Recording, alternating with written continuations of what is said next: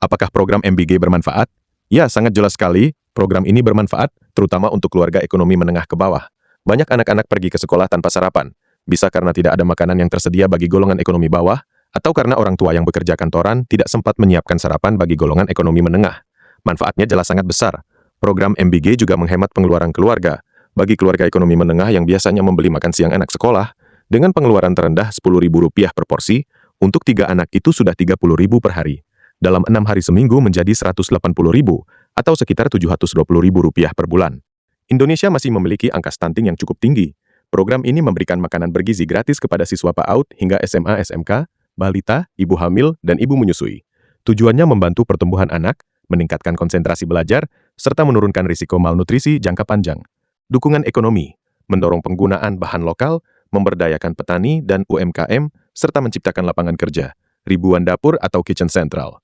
Proyeksi menyebutkan bisa mengurangi kemiskinan dan meningkatkan PDB jangka panjang melalui SDM yang lebih sehat.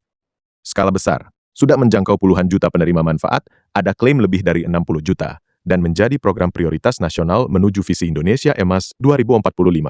Secara konsep, ini mirip dengan program makan siang sekolah di banyak negara yang terbukti efektif jika dijalankan dengan baik. Tantangan dan kritik. Masalah keamanan pangan. Sudah terjadi beberapa kasus keracunan massal yang memengaruhi ribuan siswa, terutama di tahun 2025. Banyak dapur yang belum memenuhi standar sertifikasi keamanan makanan. Ini menjadi isu serius. Pelaksanaan. Anggarannya sangat besar, ratusan triliun, tetapi penyerapan awal lambat, koordinasi antar lembaga kurang baik, dan distribusi di daerah kepulauan Indonesia yang sulit dari sisi logistik. Efektivitas jangka pendek. Belum ada data kuat yang menunjukkan penurunan stunting secara signifikan secara nasional. Masih butuh waktu dan monitoring yang lebih baik. Kesimpulan, program ini bermanfaat kalau tujuannya, nutrisi anak dan ibu berhasil dicapai dengan baik. Namun saat ini masih perlu perbaikan besar di tata kelola, pengawasan ketat terhadap keamanan makanan, dan transparansi agar tidak sia-sia. Banyak orang tua dan masyarakat yang sudah merasakan manfaatnya, tapi risiko dan potensi pemborosan juga nyata. Alasan utama banyak orang menolak program MBG, makan bergizi gratis, adalah karena pelaksanaannya yang bermasalah, meskipun tujuannya mulia. Berikut ringkasan poin-poin kritik terbesar berdasarkan kasus dan opini publik yang beredar. 1. Kasus keracunan massal yang berulang ini jadi alasan paling kuat dan emosional.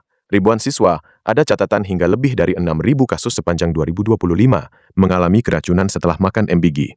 Beberapa kasus parah, termasuk temuan boraks, bahan kimia berbahaya, E. coli, dan bakteri lain di makanan. Ini menimbulkan ketakutan besar di kalangan orang tua. Banyak yang khawatir program ini justru membahayakan anak, bukan menyehatkan. 2. Anggaran sangat besar dan berpotensi pemborosannya. Anggaran MBG mencapai ratusan triliun, misalnya Rp3135 triliun di 2026, bahkan disebut memakan sebagian besar anggaran pendidikan. Kritiknya, prioritas salah. Bisa memangkas dana untuk infrastruktur sekolah, gaji guru, atau program kesehatan lain. Rawan korupsi, markup harga, dan kebocoran karena pengadaan massal, banyak yang bilang lebih baik pakai skema bantuan tunai atau prioritaskan hanya keluarga miskin, bukan universal. 3. Kualitas makanan dan tata kelola buruk. Makanan sering dianggap tidak bergizi, basi, atau tidak sesuai standar, menu murah, tapi anggaran per porsi tinggi. Pengawasan lemah. Banyak dapur SPPJG belum memenuhi sertifikasi IJ dan keamanan pangan. Pola pelaksanaan yang sentralistik dan top-down, minim transparansi, serta rawan praktik rente monopoli. 4. Penolakan dari daerah dan kelompok tertentu. Di Papua, banyak siswa orang tua tolak karena lebih butuh pendidikan gratis daripada makan gratis. Biaya sekolah mahal, infrastruktur pendidikan buruk. Beberapa sekolah dan orang tua mampu menolak karena sudah punya program makan mandiri yang lebih baik dan khawatir gangguan. Guru kepala sekolah keberatan karena tambah beban kerja bagi makanan, administrasi. 5. Kurangnya kepercayaan dan respons pamena. Banyak orang merasa pemerintah terlalu ngotot lanjutkan program meski masalah berulang. Respons seperti suspan dapur sementara dianggap kurang tegas. Tidak ada proses pidana yang jelas di banyak kasus. Ini bikin kepercayaan publik turun.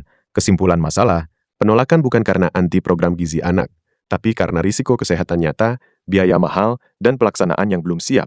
Banyak yang setuju dengan tujuannya, lawan stunting, tapi minta dievaluasi ulang, diperbaiki pengawasannya, atau diubah skemanya agar lebih aman dan tepat sasaran. Terima kasih telah menonton. Jangan lupa subscribe